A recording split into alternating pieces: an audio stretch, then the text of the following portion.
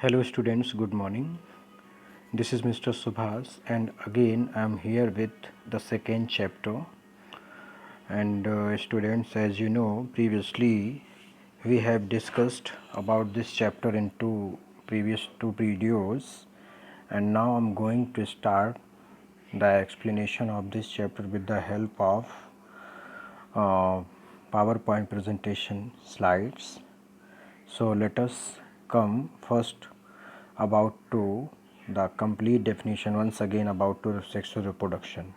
So students, as you know, the sexual reproduction is the process of development of new organisms from two parents, okay, through the fusion of male and female gametes.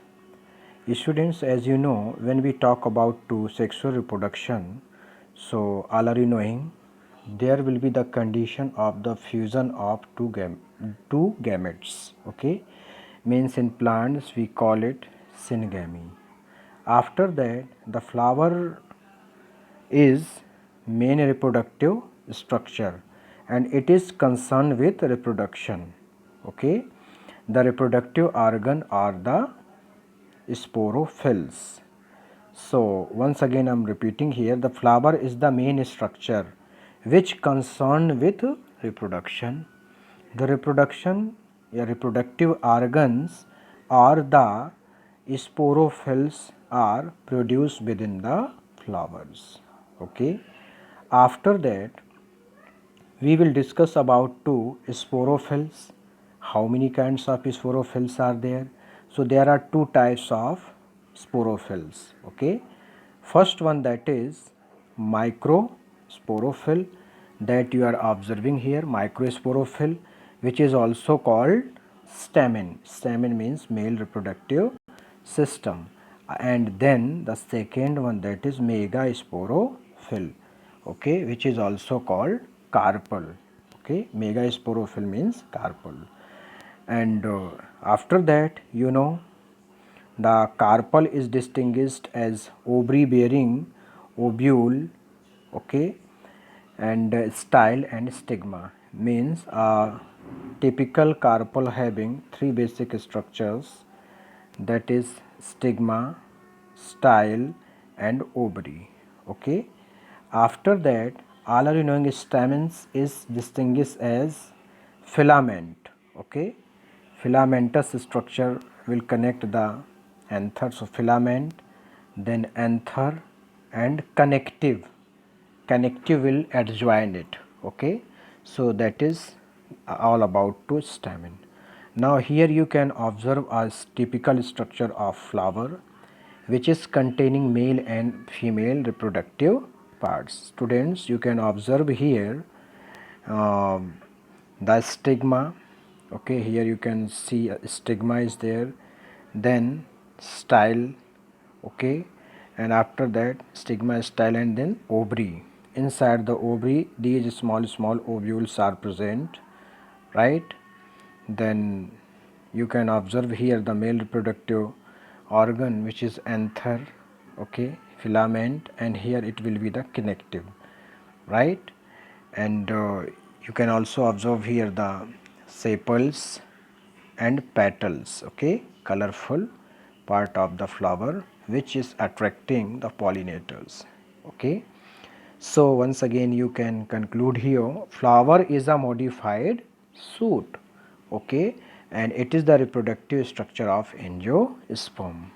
After that we will discuss the whole process of reproduction in flowering plants, which can be divided into three sub steps.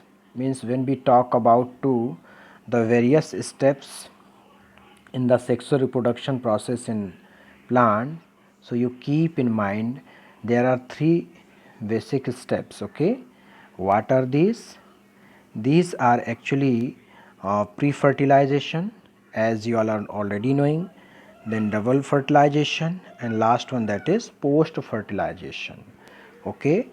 Here you can also observe the pre-fertilization events, okay, which can be studied under the following steps, okay. These all are the structure during the pre-fertilization event, and you know the first step in pre-fertilization event, that will be pollen grain formation, the formation of pollen grains. After that, the second one, that is embryo sac formation, and last one, that is pollination. So finally you can say here, when we talk about pre-fertilization event, so it can be studied under three steps, means pollen grain formation, a formation of pollen grain, then embryo sac formation, and last one, that is pollination. Okay, and after these three basic events, the last event is also common, which is called pollen pistil interaction. Okay, which is the very important step during the before the fertilization. What is pollen pistil interaction? The interaction between pollen, means pollen grains, okay, and male reproductive part, that is the pistil. Means pistil always identified or recognize the right type of pollen. If it is not belonging from the same species, in that situation it will not accept it. Okay, so interaction towards the same species pollen is called pollen pistil interaction. Okay, after that we will discuss the firstly that we have already studied here, pollen grain formation. So pollen grain formation means male reproductive part, means the male reproductive unit, means stamen. Stamen is the male reproductive unit of angiosperm. It consists of an anther and filament. Okay, the anther is bilobed and lobe enclose 4 pollen sac or microsporangia. Okay, each pollen sac contain number of pollen grains. Okay, the 4 pollen sacs lies in 4 concerns of dithecous anther. Previously we have already studied, but once again I am recapitulating here. Dithecous anther, what is this actually? An anther that contains 2 lobes that are joined together by a non-sporogenous tissue is called as connective. Okay, dithecous anther, right? The anther wall is made up of 4 layers of cells.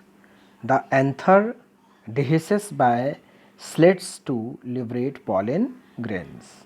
Okay, so that is all about to male reproductive unit, that is stamen.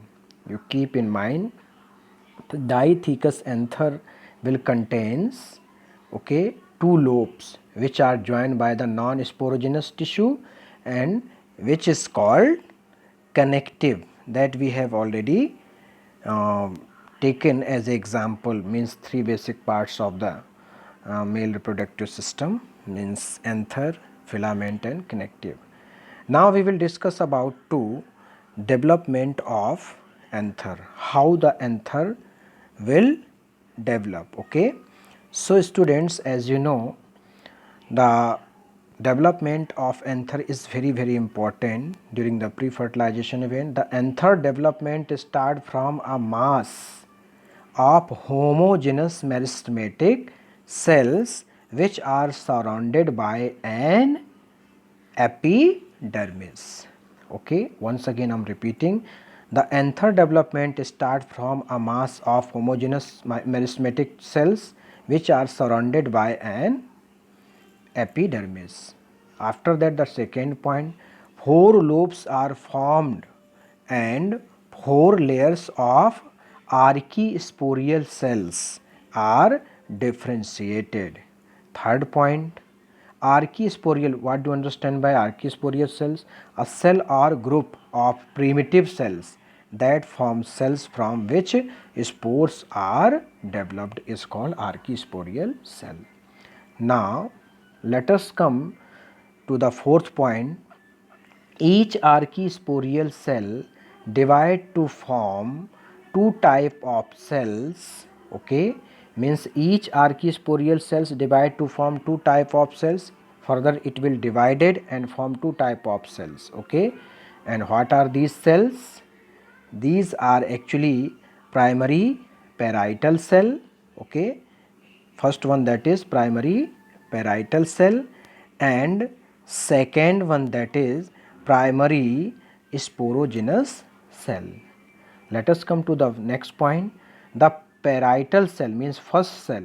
Okay, two type of cells have been provided by archisporiosis. So first cell, parietal cell, divide several times, okay, to form the anther wall, whereas the sporogenous cell will provide or undergo very few divisions and form the microspores or pollen mother cell, okay, which is also called, shortly you can call it PMC, pollen mother cell. So students, it is important from which cell and how the development of PMC will takes place during the formation of pollens. So you keep in mind, archisporial cell divide to form two type of cell. First one that is primary parietal cell, and second one that is primary sporogenous cell.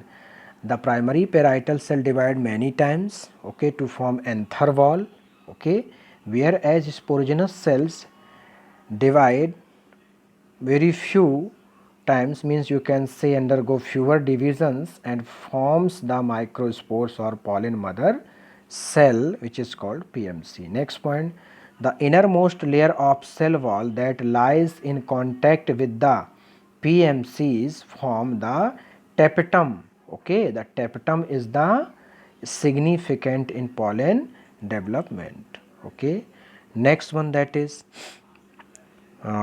we can conclude here tapetum. Tapetum is the tissue present within the anther that provide nourishment to growing spores. Okay, during the growth of spore, the tapetum will have to provide the nutrition. The layer below the epidermis forms the endothecium. Okay, here you can observe once again the complete representation of male reproductive part, anther with filament. Okay, inside it the pollen sacs are representing, okay, over here, that you can observe easily. Okay, and inside the pollen sacs, pollen grains are filled. Okay, and here you can observe the another diagram, very close diagram is looking here. Okay, so after that we will discuss the wall layer of anther. Okay, how many walls are there? So basically 4 layers are there in a typical anther. First one that is epidermis, second endothecium, third one that is middle layer, and fourth tapetum. Okay, so first of all we will discuss about to epidermis. Epidermis is single layer of cells and protective in function. Then second layer, which is called endothecium, it is the single layered second wall. Cells have a cellulosic thickening with the little pectin and lignin. It helps in anther dehiscence. You also keep in mind the contribution of endothecium.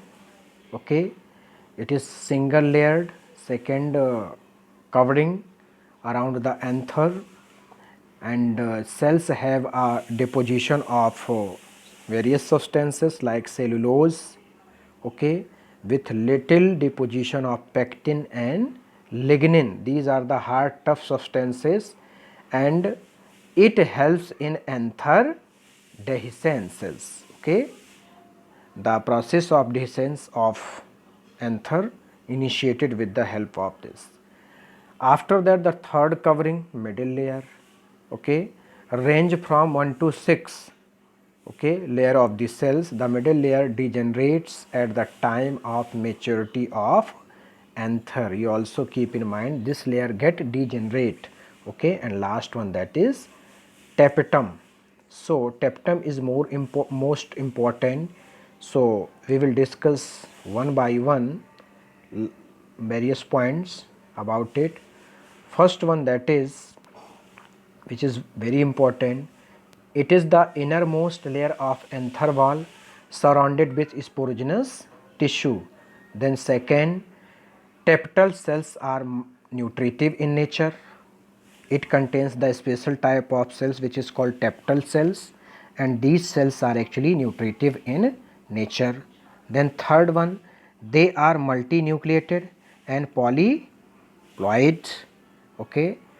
And fourth one, that is the Uvish bodies that we have already discussed in the previous videos and in the PDF, okay, file. The Uvish bodies are deposited in the axine of microsporangium. And last point, the tapetum is two type. Okay, tapetum is two type: secretory, a glandular. The tapetal cells contain in situ all through the development of microspore, and finally they degenerate. Okay, second, amoeboid, periplasmodial, right? The tapetal cells break through the radial wall to release the protoplast into the pollen chamber. So these protoplast now fuse to form the periplasmodium. Okay, so these both are the types of you can say tapetum. Okay, after that you can observe here the complete representation of means structure of an anther along with four covering. As you can observe here, all four coverings are looking here, means epidermis, right? Epidermis is there, and then tapetum, right? Pollen sac is looking here, right?